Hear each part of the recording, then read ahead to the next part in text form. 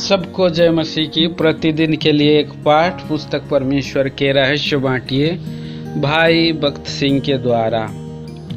18 सितंबर। शीर्षक परमेश्वर के चुनाव के रहस्य। प्रेरितों के काम 6 अध्याय 15 पद। जब सभा में बैठे हुए लोगों ने उस पर दृष्टि गड़ाई तो उसका मुख स्वर्गदूत के समान देखा। स्तेफनुस एक सामान्य व्यक्ति था जिसके कुटुंब या माता पिता या उसके परिस्थितियों के बारे में हम कुछ नहीं जानते, लेकिन वह अचानक दृश्य पटल पर प्रकट होता है और हम यह देखते हैं कि इस चुने हुए पात्र के बिल्कुल सामान्य काम थे और उसकी गरीब लोगों और विधवाओं के बीच में एक साधारण सेवा थी जिससे उसके लिए कोई प्रतिफल नहीं था। लेकिन फिर सब मनुष्यों को यह नजर आने लगा कि वह कोई साधारण मनुष्य नहीं था। उसके अंदर परमेश्वर को प्रसन्न करने की लालसा थी और उसका जीवन एक जीवंत जीवन था। उसने क्योंकि परमेश्वर की आज्ञा पालन करने का चुनाव किया था, इसलिए वह पवित्र आत्मा और बुद्धि से और विश्वास और सामर्थ्य से भरा हुआ था। प्रभु चुने हुए का एक विशेष अधिकार होता है। वह आपके हृदय में परमेश्वर की इच्छा पूरी करने की और परमेश्वर की बाढ़ जोहने की लालसा होगी।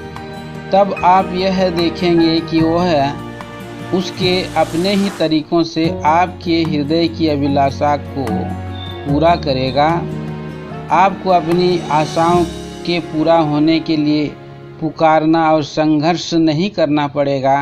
आप सिर्फ उसकी आज्ञाओं और उसके वचन का पालन करना शुरू करें और उसके वचन को अपने हृदय में ग्रहण करें। तब आप यह पाएंगे कि जिन गुणों को आप अपने अंदर सालों से देखना चाह रहे थे वे आपके जीवन में प्रकट होने लगे हैं।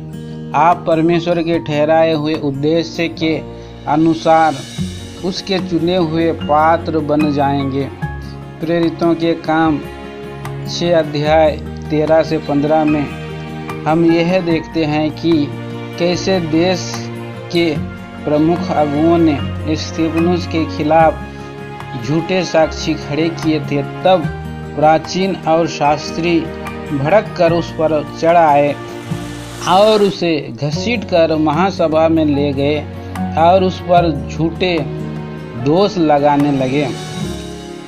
जब वे ये झूठे दोष लगा रहे थे और जब महासभा के लोगों ने उसके मुख की ओर देखा तो वे चकित होकर, क्योंकि उसका मुख स्वर्गदूत के मुख की तरह चमक रहा था। सताव के उस समय में उसके मुख का तेज और ज़्यादा बढ़ गया था। यह उद्धार कितना जबरदस्त है, वह कैसा पात्र है। ऐसा चमकता हुआ मुख होना कितने सौभाग्य की बात है। प्रभु इन पड़े हुए विचारों के द्वारा हमें आशीषित करे। आमीन।